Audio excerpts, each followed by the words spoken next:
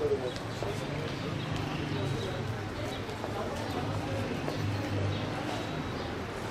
mesafeyi koruyalım lütfen.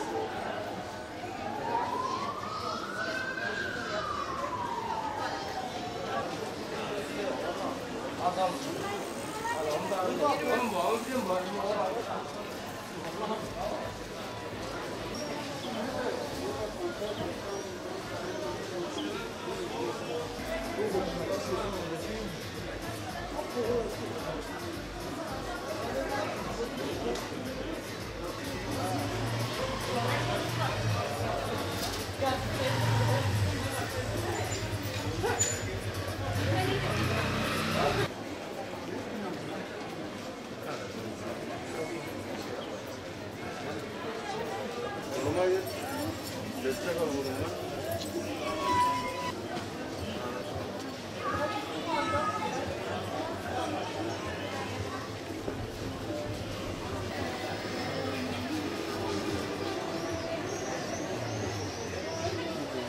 Ben gerekirse şöyle yapalım.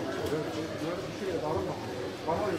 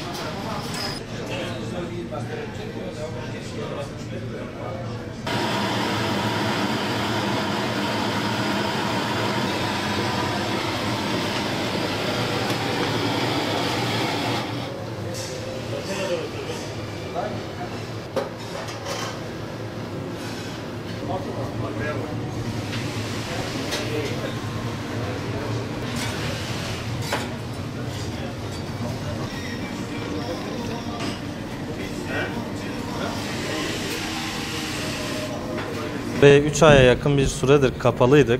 İşletmemizi bugün değerli misafirlerimize açtık. Bu konuda kendi kendimizin, devletimizin belirlediği 14 kurala uyarak açtık ve dezenfektanlar ve ateş ölçülerden misafirlerimizi öyle içeriye alıp hizmet ediyoruz. İnşallah bu zorlu süreçte en iyi şekilde, en sağlıklı şekilde atlatıp daha güzel günlere, daha güzel Türkiye günlerine çıkacağız, daha sağlıklı günlere çıkacağız. Buradan tüm değerli misafirlerimize teşekkür ederiz. Çünkü açtığımız dakikadan beri özlemişlerdi. Çünkü 3 aydan beri böyle bir markanın, böyle bir Gaziantep'e yöresel bir beyran yemeğimiz var bizim. Bu beyran yemeğine hasret çekiyorlardı ve o hasreti dindiriyoruz. İnşallah daha sağlıklı günlerde görüşmek dileğiyle. Dezenfektanlar aldık, personelimize maske, korumalar aldık ve her personelimizi sağlık kontrolünden geçirdik. Ateş ölçerlerle içeriye misafirler alıyoruz. Zaten en ufak bir şüphe gördüğümüzde hastaneye yönlendiriyoruz. Daha çok şükür öyle bir şeyden karşılaşmadık. İnşallah karşılaşmayız. Tüm dezenfekte işlemlerimizi yaptık. İlaçlama işlemlerimizi yaptık. İnşallah daha özel günlerde görüşmek dileğiyle.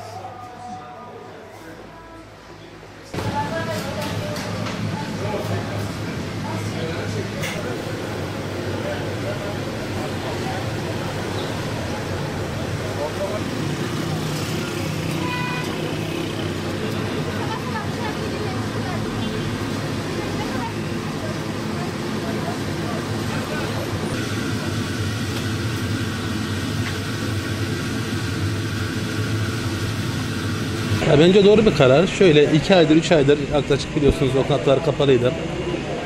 Biz her ne kadar sipariş versek de yani verilen siparişler hani eve gelene kadar soğuyor. Yani yerindeki gibi bir lezzet olmuyor. Sunum da o şekilde olmuyor. Yani mutluyuz bu karardan. Tabii her ne kadar lokantalar açılmış olsa da hijyen kuralları da devam ediyor. Masalar arası mesafeler olsun. Girişe dezenfektan koymuşlar. Yani bunlara da dikkat ediyoruz. İnşallah hayırlı olur ülkemiz için. Yani tedbirler gayet iyi. Yani mesafeler dediğim gibi birbirine uzak. Girişe hemen dezenfektan vermişler.